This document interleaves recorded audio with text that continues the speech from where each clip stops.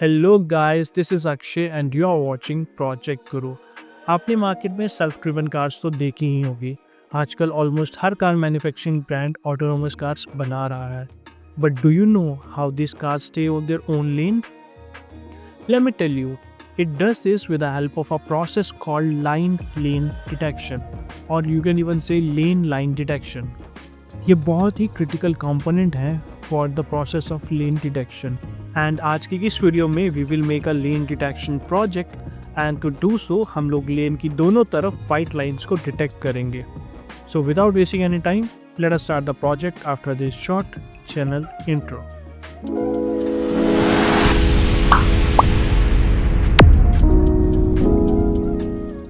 हम जब भी कार ड्राइव करते हैं तो हम लेन लाइंस को देख सकते हैं, but car does not have eyes, and that is where computer vision comes into place. वो एक कॉम्प्लेक्स एल्गोरिदम के थ्रू कार को रियल वर्ल्ड को देखने में हेल्प करता है, something like we do. And आज की इस वीडियो में we will use a similar algorithm to detect lane lines on images and videos. Project को स्टार्ट करने से पहले हम एक सिंपल इमेज पर लेन लाइंस को डिटेक्ट करेंगे, and then we will see how we can do the same thing on a video. And इस प्रोजेक्ट के लिए मैं पाइचार्म का यूज़ कर रहा हूँ, आप किसी भी और एडिटर या IDE का यूज़ कर सकते हैं। So let us open the PyCharm and let us create a project.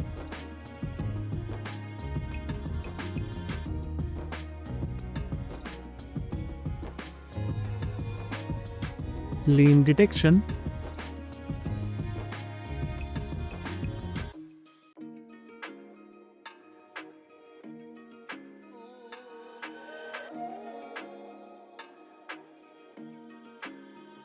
And इसके अंदर मैं एक पाइथन स्क्रिप्ट फाइल भी क्रिएट कर लेता हूँ with the name of lane detection.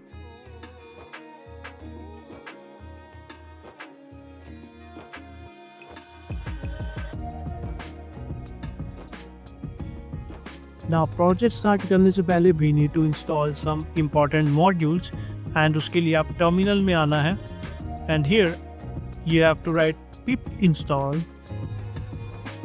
opencv python।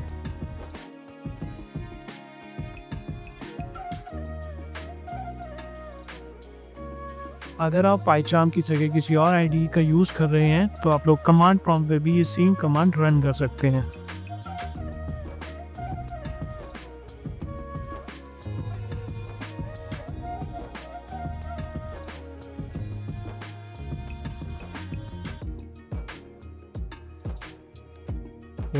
Once done, हम लोग OpenCV को इंपोर्ट कर लेंगे by writing import cv2।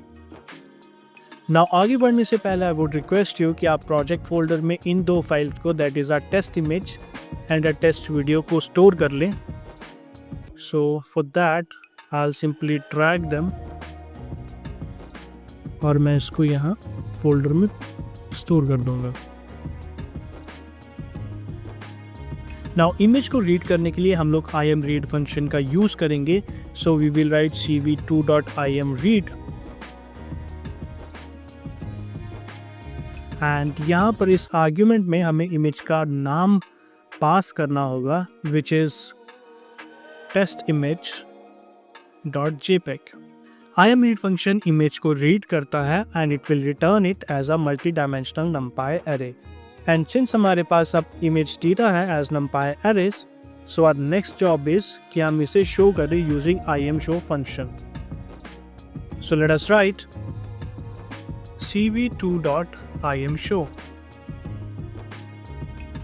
Now ये दो आर्ग्यूमेंट्स लेता है, where first one is the name of the window जिसमें हमें इमेज को शो करना है। So let us name it as result,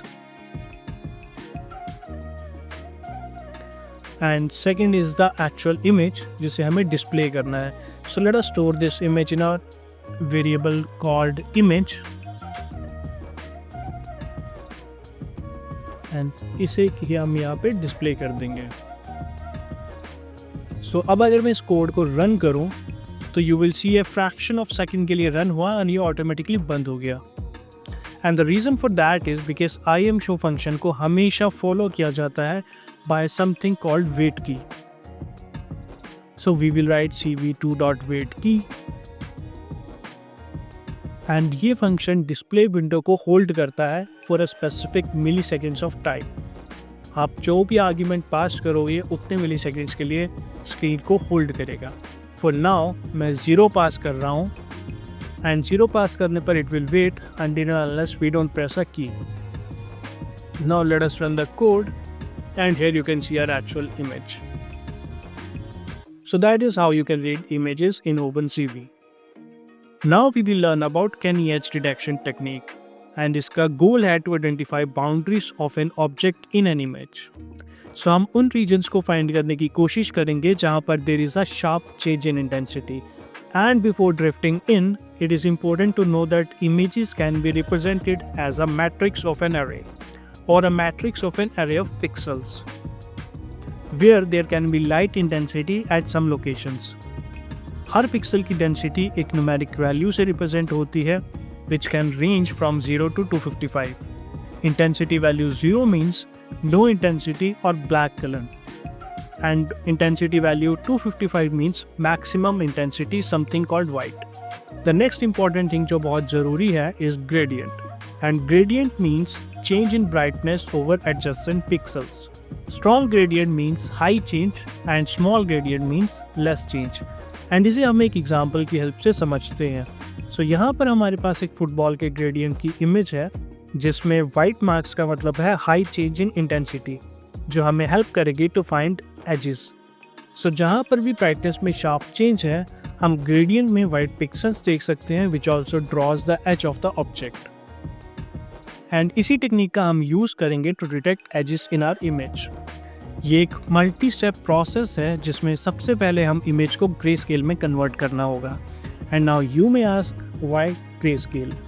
well, जब हम पहले डिस्कस कर रहे थे तो मैंने आपको बताया था that images are made up of pixels. 3 channel colored image में there will be 3 channels which will be red, green and blue. So each pixel is a combination of 3 intensive values, while in the other case we just have 1 channel, that is each pixel containing 1 channel. And processing a single channel is always faster than processing 3 channels of a colored image. So that is the reason हम लोग grayscale image को use करेंगे. And to do so, we'll go back to our code and यहाँ पर हम लोग import करेंगे numpy को as np. Now इस image की एक copy बना लेते हैं by setting len image equals to numpy.copy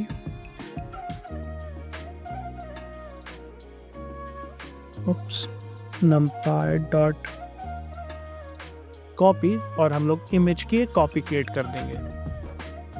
Now make sure that you are making a copy of an image instead of image, because अगर हमने ऐसा किया तो कोई भी चेंज जो हम लेन इमेज में करेंगे वो ओरिजिनल म्यूटेबल एरे में भी रिफ्लेक्ट करेगा. So always ensure to make a copy when you are working with arrays. Now इस इमेज को ग्रे स्केल में कन्वर्ट कर लेते हैं by taking a variable gray and यहाँ पर we will use cv2.convertColor function और हम लेन इमेज का कलर कन्वर्ट करेंगे using cv2.rgb to gray.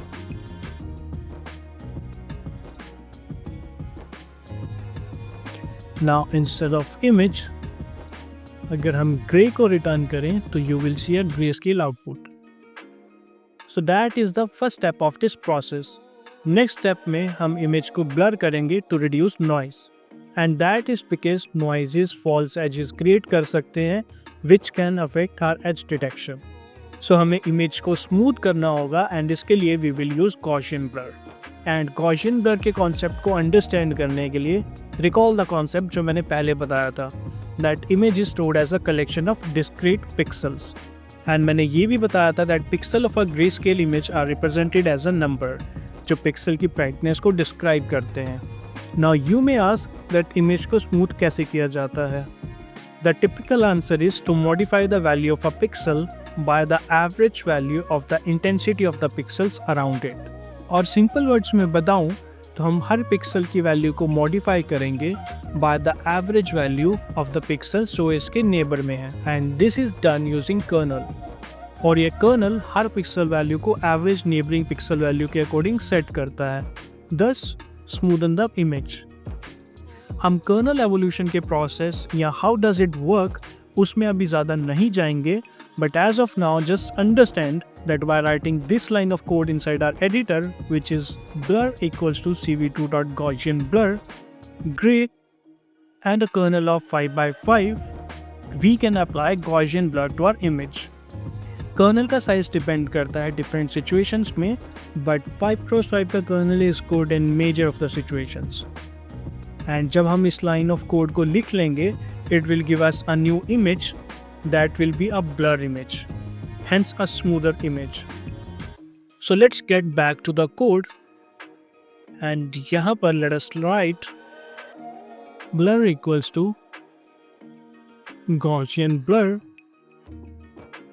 We will apply blur to grayscale image with a kernel of 5 by 5 and let the deviation be 0. अब instead of grey अगर हम blur variable को output करें तो here you can see a grayscale blur image.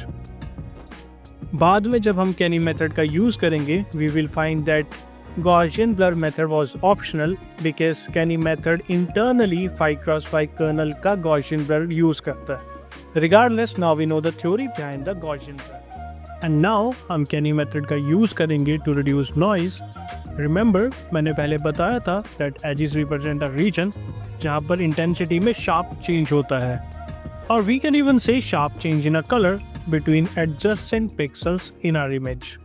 So change in brightness over a series of pixels is gradient. Strong gradient का मतलब है high change and small gradient का मतलब है less change. हमने ये भी पढ़ा था that image is composed of pixels and it can be read as a matrix. और इस मैट्रिक्स को हम 2D स्पेस में रिप्रेजेंट कर सकते हैं in the form of x and y, where x and y shows the width and height of the image respectively.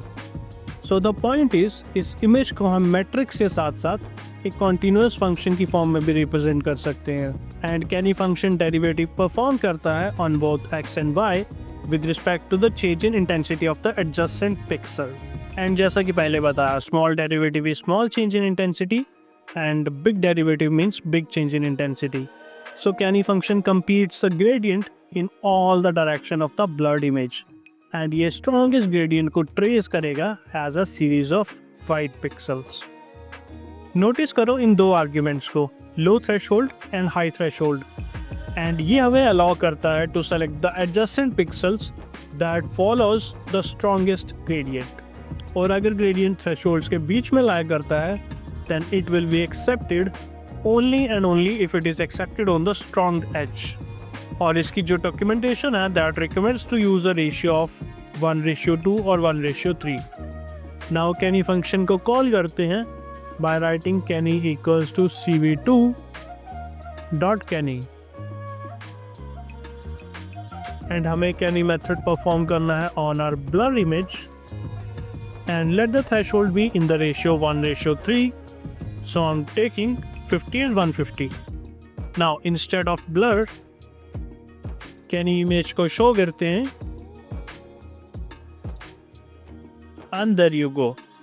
इसने सारे edges को trace कर लिया है where there is a sharp change in the intensity. So जहाँ पर भी rapid change है, that is highlighted in white and rest is in black color. And now the next step is to detect these lane lines. And for that, और let's do one more thing. Let us take this inside a function, और उसके लिए मैं यहाँ पर एक function define कर रहा हूँ with the name of Kenny that will take image as an argument. और इस Kenny algorithm को इसके अंदर paste कर देते हैं, and instead of lane image we will accept image. और ये function Kenny को return करेगा. So अब अगर हम Kenny को रिटर्न करें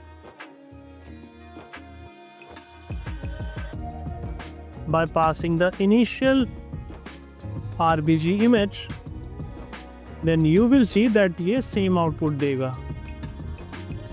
So अब अगर आप नोटिस करो तो ये पीछे का एरिया हमारे किसी काम का नहीं है, we just need to focus on this region जिसमें लेन लाइन्स हैं। सो अब हमें इस लेन लाइन्स वाले एरिया को डिटेक्ट करना है and we will set this as our ROI which is region of interest. And इसके लिए हम लोग मैटप्लॉटलिब लाइब्रेरी का यूज़ करेंगे। So let us import pyplot from matplotlib by writing import matplotlib dot pyplot as plt। And इसका मतलब है that हम मैटप्लॉटलिब से pyplot पैकेज को इंपोर्ट कर रहे हैं एज plt। और मैटप्लॉटलिब को यूज़ करने से पहले हमें इसे इंस्टॉल भी करना होगा। So let's go to terminal and यहाँ पर हम लिखेंगे pip install matplotlib।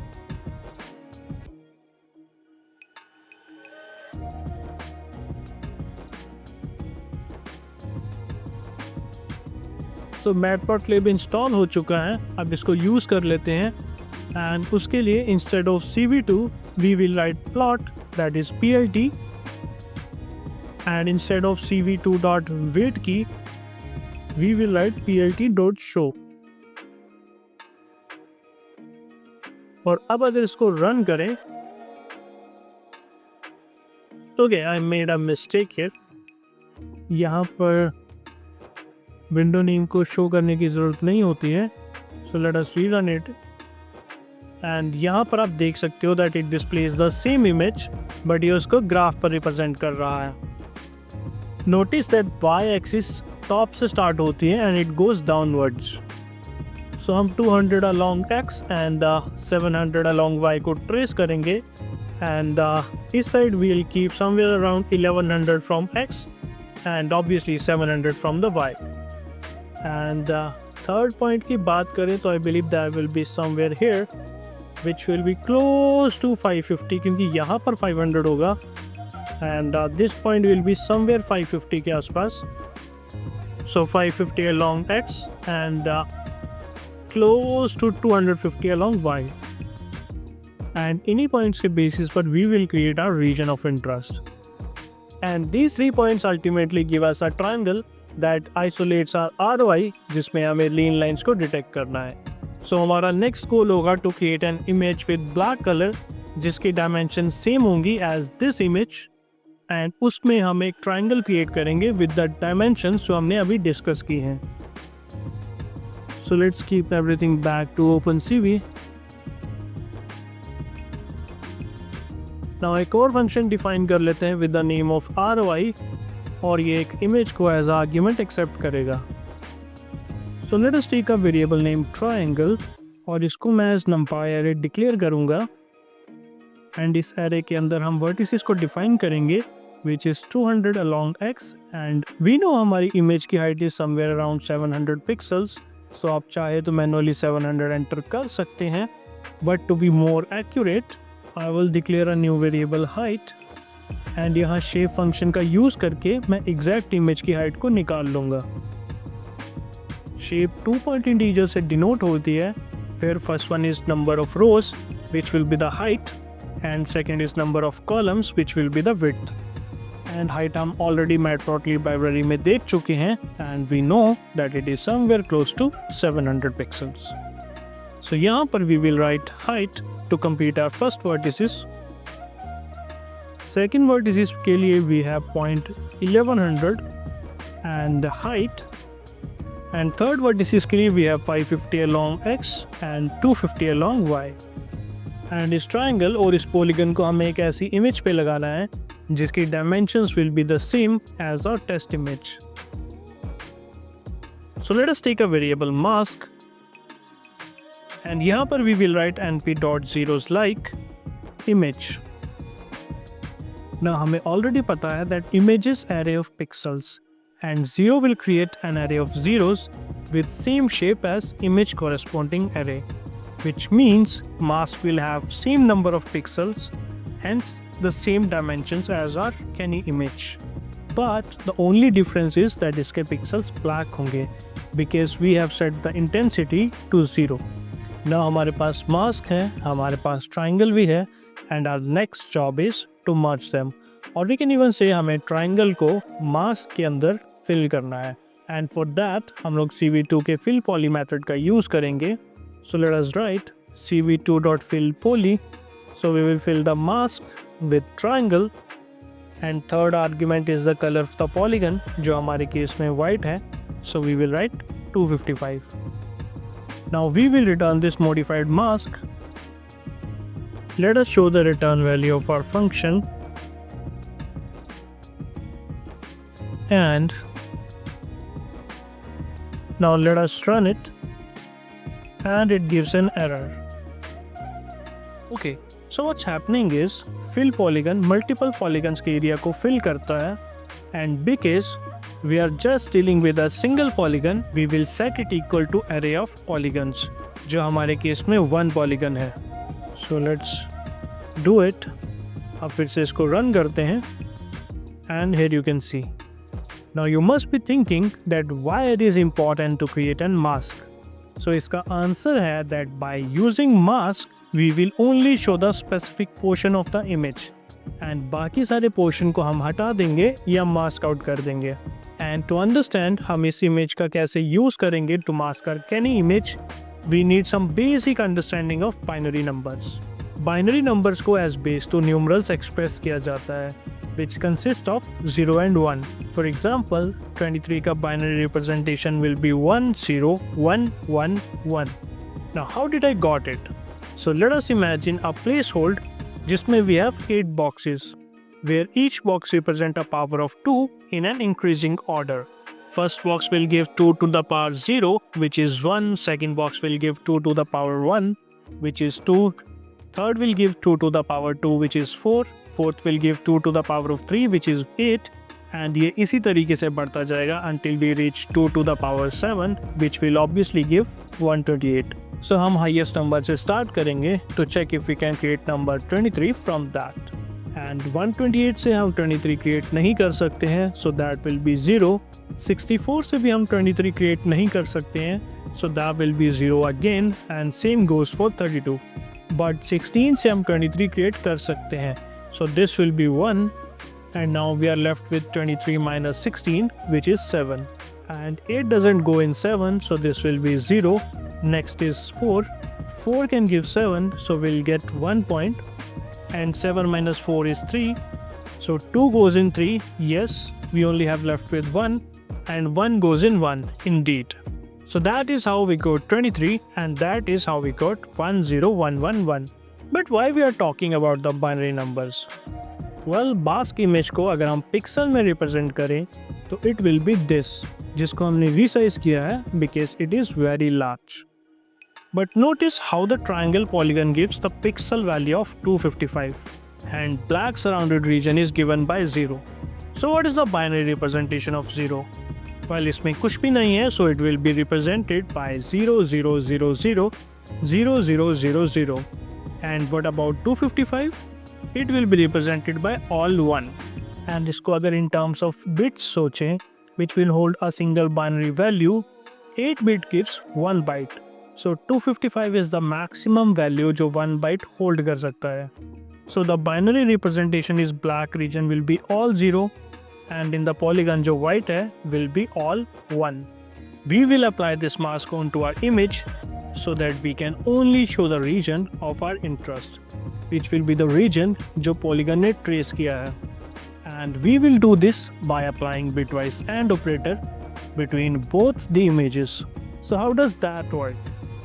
Let us imagine two binary numbers 011 001 which is 25 and 110 010 which is 50. Bitwise AND will give 1 if both the pairs are 1 else it will give 0. First place में because first element 0 है so we'll put 0.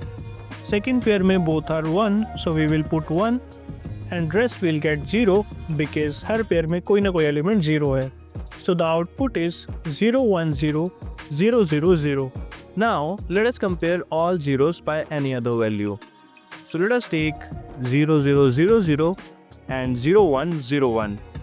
हमें पता है that bitwise AND will give 1 only if there is 1 in both the pairs. But दोनों में से अगर एक में भी 0 है तो it will return 0. And because यहाँ पर कहीं भी दोनों pairs में all 1 नहीं है so it will give 0. Now compare this with our original image. जहाँ भी ब्लैक है इट इज़ ऑल 0 एंड जहाँ भी वाइट है इट इज़ ऑल 1. सो जब भी हम बिटवाइस एंड का यूज़ करेंगे all the black with 0 will give us 0, hence masking the entire region. One more thing that we need to know is that जब भी हम ones में bitwise AND perform करते हैं against any number, it returns the same number. Let us see it with the help of an example.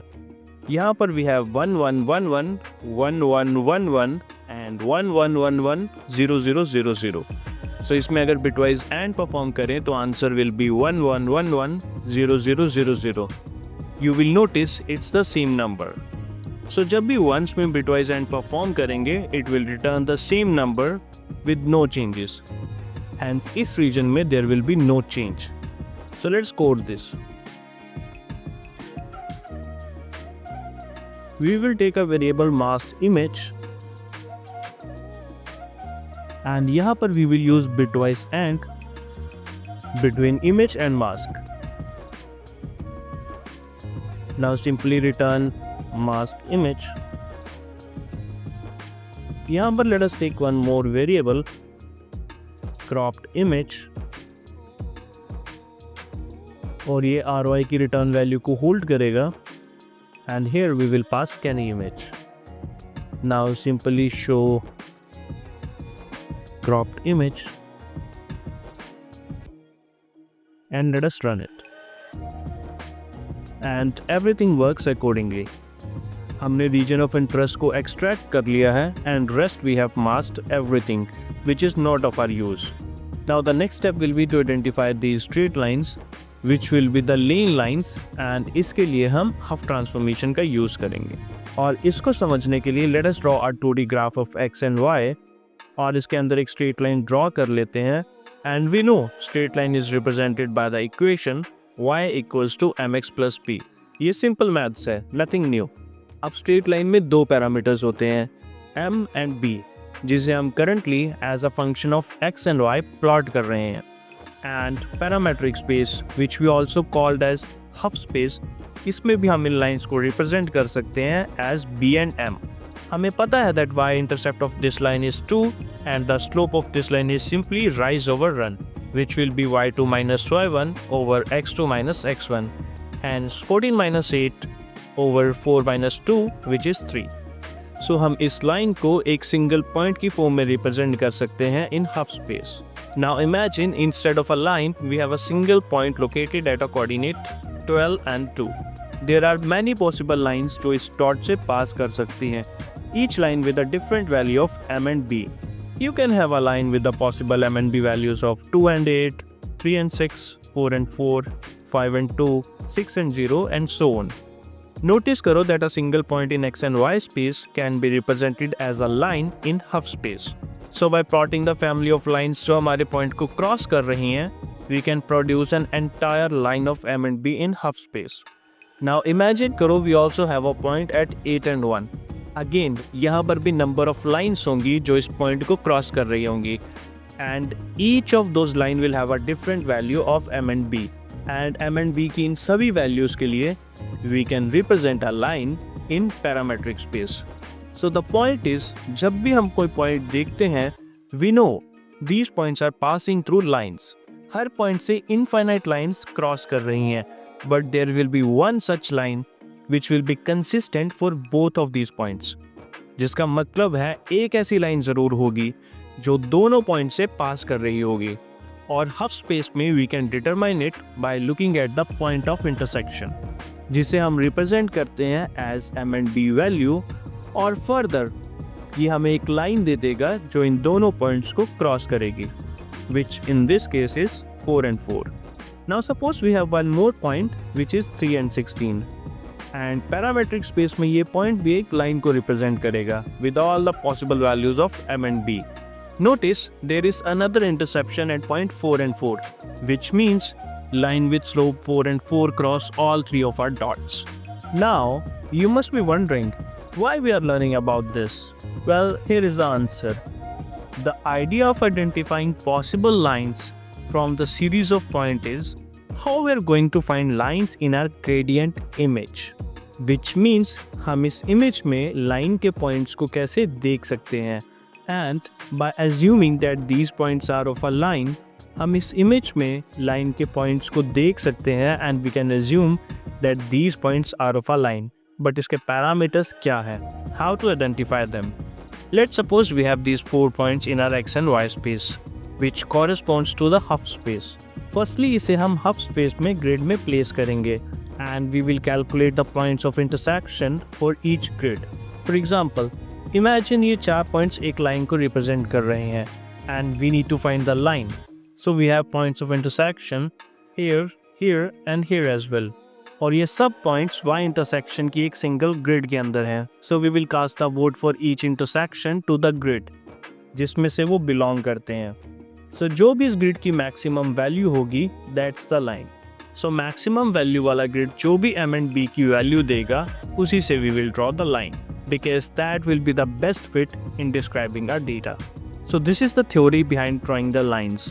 But there is a problem. अब तक हमने बस slopes को consider किया है, vertical lines को नहीं. And जब भी हम vertical lines को represent करेंगे, change in x is 0, which will result into infinite. Infinity के साथ work तो कर ही नहीं सकते. So we need something robust to represent this line because y equals to mx plus b cannot represent it. So what we can do is, instead of Cartesian system, हम इसे polar coordinates की form में represent कर सकते हैं. And polar form line को represent करती है in terms of rho and theta, such that rho equals to x cos theta plus y sin theta. If you want to know ये line कैसे derive होती है, तो you can comment down below or you can connect me over the Instagram, जिसका link मैं description box में provide करवा दूंगा, and I'll help you understand it over there. But as of now, just remember that this equation also represents a line, but in polar coordinates. यहाँ पर rho is the perpendicular distance from the region to that line, and theta is the angle of inclination of the normal line from the x-axis measured in radians. Now suppose we have a point x equals to 5 and y equals to 2, and because ये एक point है, we know बहुत सारी lines इस point से pass कर रही हैं, including a vertical line. पहले हम line को उनके slope and intercept, that is m and b की form में represent कर रहे थे, but now हम उसे rho and theta की form में define करेंगे. X equals to 5 पर angle of inclination is 0 and cos 0 is 1, so 5 into 1 equals to 5.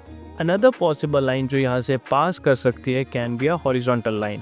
इस case में angle of inclination will be 90 degree, so rho will be 5 cos pi by 2 plus 2 sin pi by 2. Cos pi by 2 is 0 and sin pi by 2 is 1, so it will give 2. The point behind discussing this is that पहले हम image space के एक point को half space की एक line में represent कर रहे थे. But now polar form में जब भी एक point से हम एक line को draw कर रहे हैं, where each line gives a distinguished value of rho and theta, we are getting a curve जो उस point से pass करने वाली सभी lines के rho and theta की value को represent कर रहा है. Let us see one more example with 3 dots which represents this curve with theta equals to 0.92 in radians, which is 57 degrees, and rho equals to 9.66. So that's the idea behind identifying the lines. हम grid के concept को भी apply कर सकते हैं, which we have previously discussed. इस grid को सबसे ज़्यादा vote मिलेंगे because number of intersections यहाँ सबसे ज़्यादा high हैं. So this will be considered as the coordinate of our line because that will be the line of best fit. बाद में हम thresholds के बारे में भी पढ़ेंगे, but for now, just इतना याद रखना that these grids give the value of the line that best fit to our points. So that's the theory behind this. Now let's start the implementation part. So हम start करेंगे by detecting lines in cropped gradient image by writing lines equals to cv2.halflines, और first argument is the image जिसमें हमें lines को detect करना है, which is cropped image. Second and third argument is the resolution of half array, जिसको हमने पहले as grid describe किया था for simplicity. ये बहुत ही crucial है because it defines the resolution of one grid. हम इसे बहुत ज़्यादा large नहीं बनाना चाहते because that means less accurate, but at the same time we don't want to make it smaller either because that can lead to inaccuracy as well. So as of now we will specify it to 2 pixels by 1 degree. But this needed to be in radiant, and we know 1 degree equals to pi by 180 radians. So this will be numpy dot pi by 180. So this is about the resolution. Fourth argument is very simple, which is threshold. Line को define करने के लिए we need to define the grid with the highest number of votes, right? But the question is how to know कि कौन से bin को choose करना है. What's the optimal number of votes to choose? Well, that is where threshold comes into place. It is the minimum number of votes needed to accept it as a line. Which means अगर vote value exceed करती है then this threshold value, then we will consider it as a line, else we won't. In our case, let's keep it to 100. बाद में as per the result हम इसे modify कर लेंगे. Fifth argument is simply a placeholder array which we need to pass in as an empty array. So let's write np.array, and there you go. Sixth argument is the length of the line in pixels that we will accept into the output, which means कौन सी line को हम output में accept कर सकते हैं. There can be several unuseful lines, so हम उन सब lines को neglect कर देंगे. We will just consider something जो हमारे काम का है. So let us set minimum line length to 40, which means any detected line जिसकी भी value 40 pixel से कम होगी automatically reject हो जाएगी. Last is maximum line gap keyword, जिसको मैं अभी 5 सेट कर रहा हूँ, जिसका मतलब है दो लाइंस के बीच में अगर 5 पिक्सल्स या उससे कम का गैप है तो उसे एक कंटिन्यूस लाइन की तरह ही कंसीडर करेगा instead of breaking those lines. So this is the algorithm जो लाइंस को डिटेक्ट करेगा in our cropped gradient image. Now इन लाइंस को हमें इमेज पर डिस्प्ले करना होगा, सो उसके लिए एक फंक्शन डिफाइन कर लेते हैं. Let us define a function name display line which takes an image, जिस पे हमें लाइंस को डिस्प्ले करना है, एंड एक्चुअल लाइंस जिसे हमें डिस्प्ले करना है. और इससे पहले कि हम यहाँ पर कुछ लॉजिक लिखें, लेट्स गो डाउन और यहाँ पर एक वेरिएबल डिक्लेयर कर लेते हैं line image, which will return the value of this display line function, and the arguments will be lane image and lines. Let us keep it to image.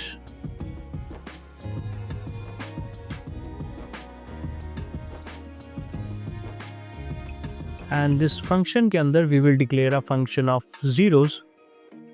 So let us write line image np dot zeros like image. So this will declare a function of zeros as the lane image corresponding array, which means इसकी भी same dimensions होंगी as our image, but it will be totally black because all the pixels has zero intensity. So all the lines that we have detected on the gradient image will display the same amount of black image. So ये एक 2D array है, and to check कि क्या इसने कोई line detect की है, we will take a condition. If array is not empty,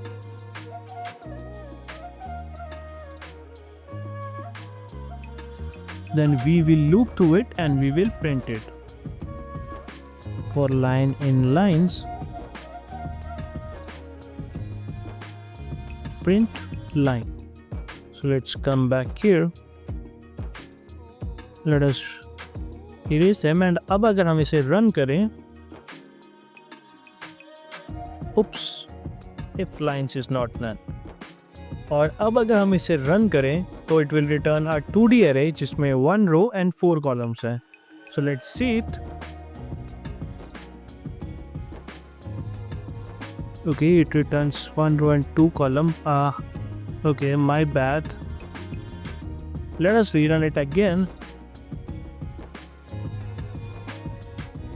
And here you can see a 2D array जिसमें we have 1 row and 4 columns.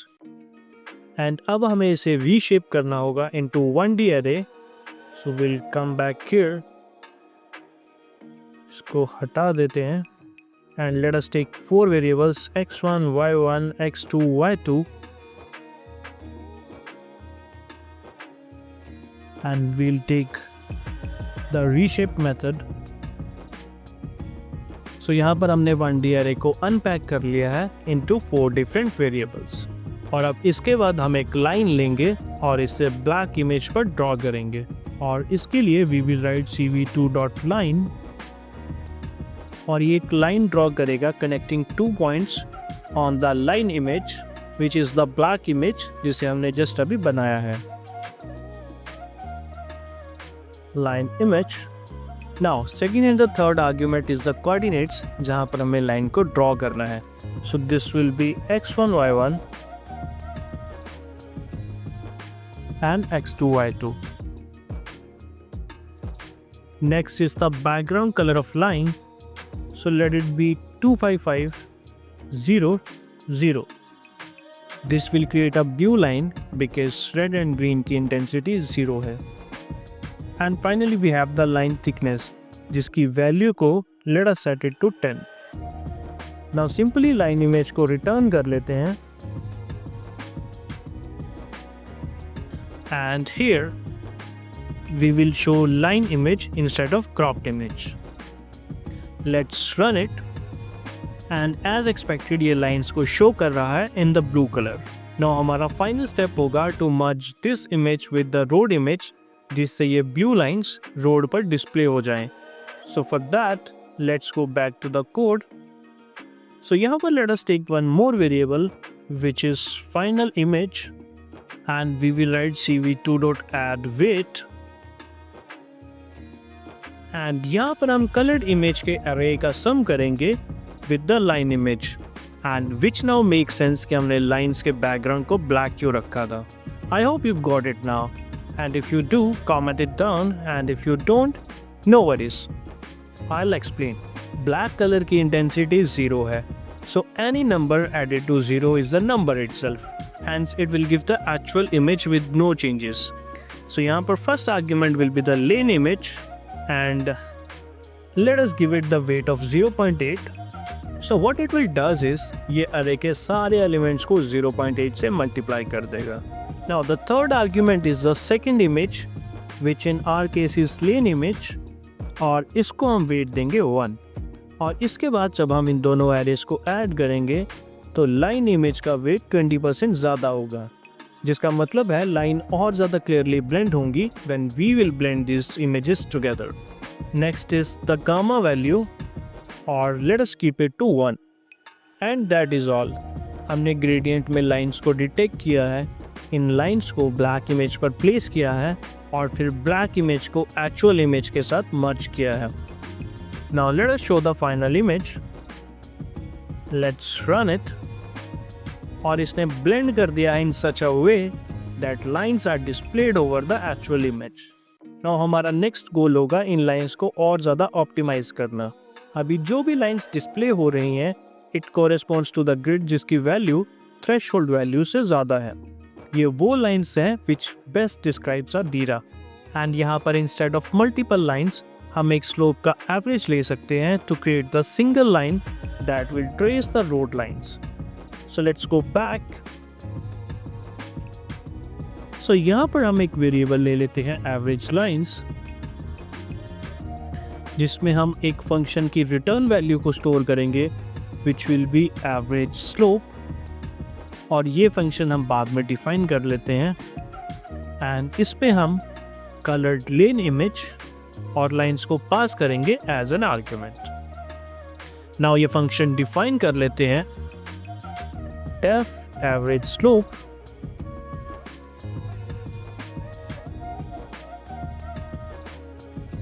with argument image and line। now यहाँ पर 2 empty lists define कर लेते हैं as left fit and right fit।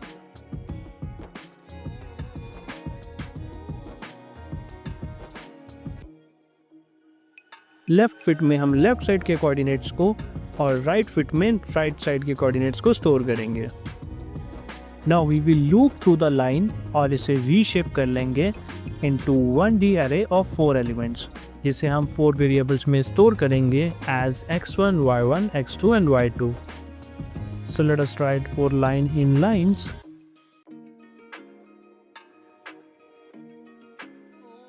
x1 y1 x2 y2 equals to line dot reshape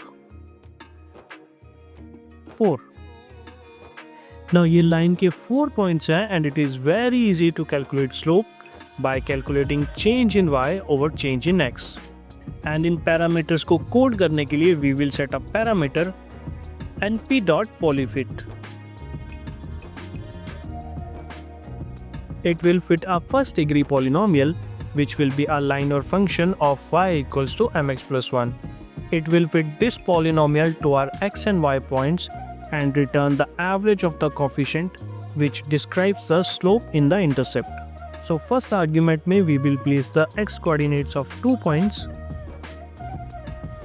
and second argument में we will place the y coordinates of 2 points. We will fit this with a polynomial of degree 1 so that we can get the parameters of our linear function. Let us print parameters. और अब अगर इसे run करें so it will print the slope and the intercept. Slope is the first element of the array and y-intercept is the second one. So let's go back.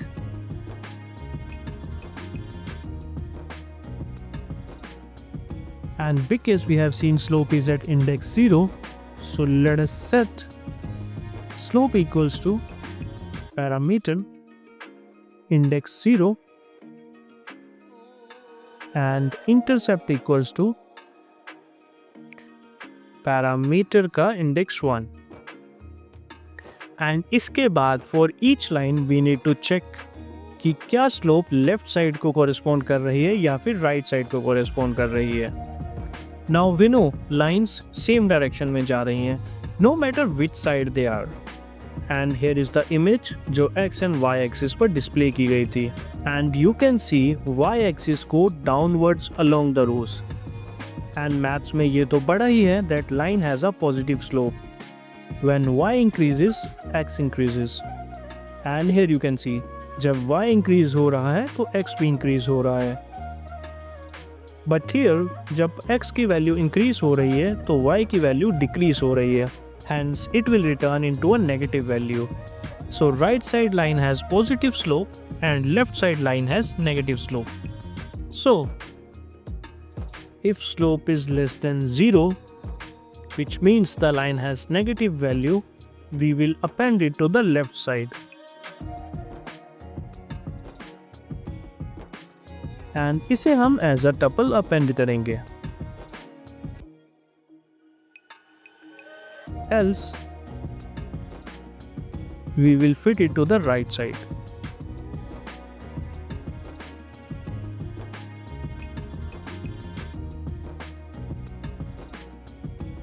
Now let's print the results.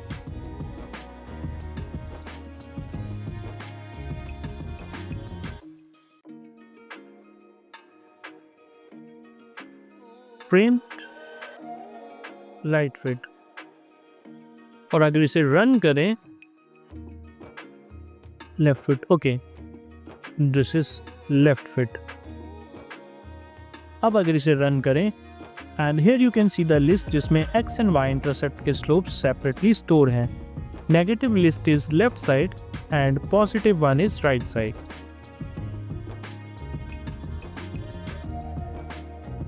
And now हम इन values का average निकाल लेंगे into a single slope of y intercept.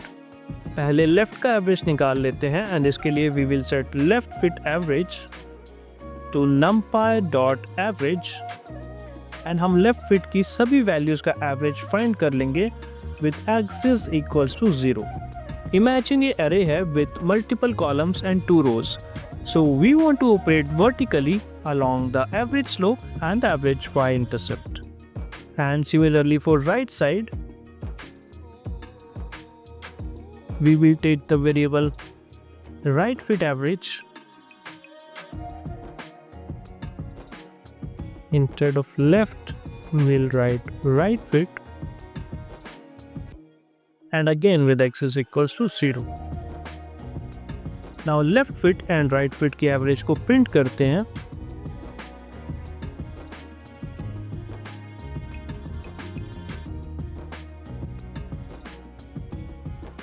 और clarity के लिए let us define this one as right and this is left. Let's run it and here you can see. So this array represents the average slope and intercept for the left side, and this one shows the average slope and intercept for the right side. Now we have the slopes and y-intercepts of the line as well, but we need their coordinates to draw the lines. We need x1, y1 and x2, y2 for each line. So उसके लिए coordinates नाम का एक और function define कर लेते हैं,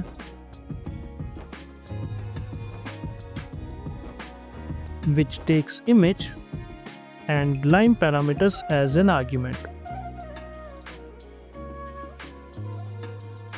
Now let's go back down और यहाँ पर left line नाम का एक वेरिएबल डिक्लेयर कर लेते हैं और ये left line वेरिएबल इस coordinates फंक्शन के आउटपुट को स्टोर करेगा.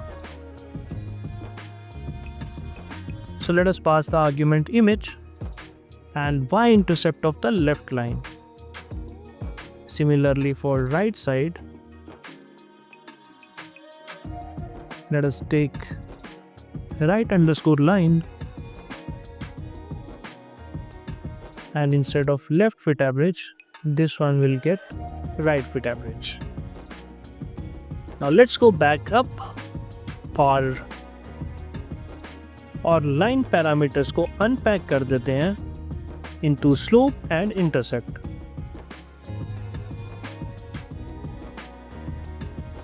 Now अगर हम image shape को print करें, let's print image dot shape और इसे run करें and it printed it twice and that is because हम function को दो बार कॉल कर रहे हैं. But no worries, here we have the height, the width and the number of channels. And अभी हम height में interested हैं, which represents the bottom coordinate of the image. So let's go back. Let's take a variable y1 and इसमें हम image के index 0 को store करेंगे, which is the height. Now let us take one more variable y2 जिसमें हम store करेंगे 3/5 of y1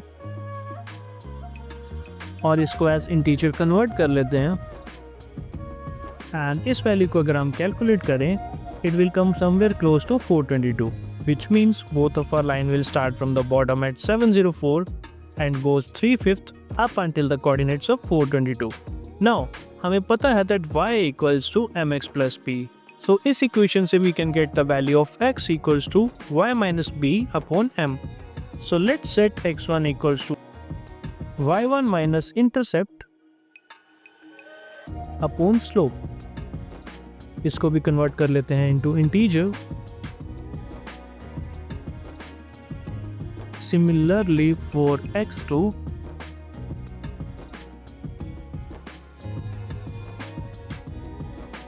we'll take y2 minus intercept over slope.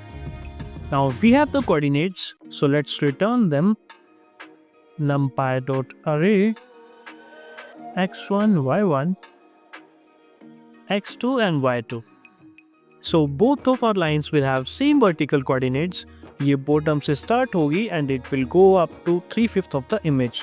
And horizontal coordinates obviously depends on the intercept and slope. Now let's return them. Return numpy array left line and right line. And यहाँ पर instead of lines जो show हो रही हैं from the half detected lines, we will pass the average lines. And यहाँ पर if we see the line image and code को run करें तो it gives an error. y1 equals to okay. Where is y1? This is she, not index. Now अगर इसे run करें तो here you can see a lot more smoother lines. So जितनी भी lines थी वो average out हो गई हैं into a single line on each side. And now अगर final image को देखें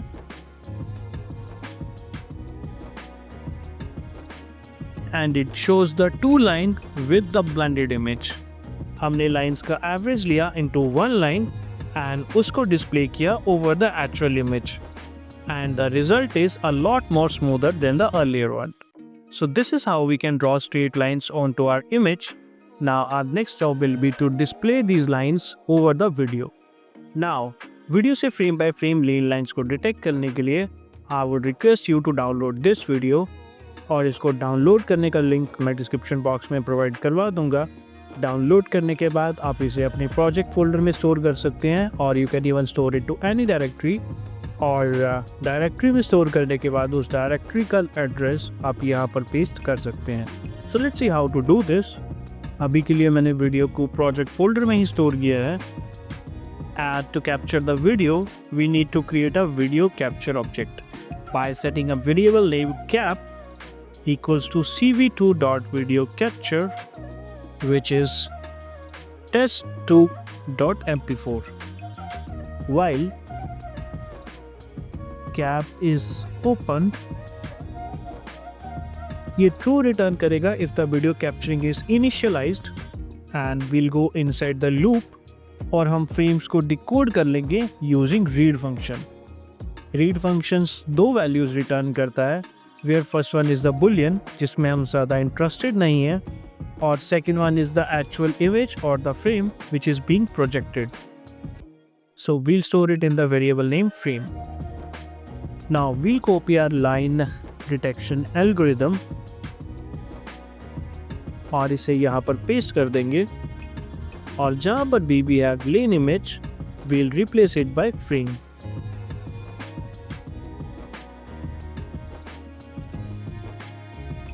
यहाँ भी same goes here and here as well. Now we can either comment or remove this piece of code, and यहाँ पर in wait key, if we will keep it to 0, ये infinite time के लिए frame को hold करेगा, which will freeze our video. So we will set it to 1, जिसका मतलब है ये 1 millisecond के लिए wait करेगा before initializing or going to a new frame. Now we need to write a logic to break this infinite loop. So let us take an if condition. If cv2.waitKey1 equals to and thus wait key 1 millisecond के लिए frame को तो hold करेगी, but at the same time it returns a 32-bit integer value, which we can compare to the numeric encoding of the keyboard character that we will press. And numeric encoding can be obtained from the keyboard function by ORD, and let's set the key to Q. So अगर हम keyboard पे Q press करते हैं तो we will break this loop, we will release this cap, and we will destroy all windows.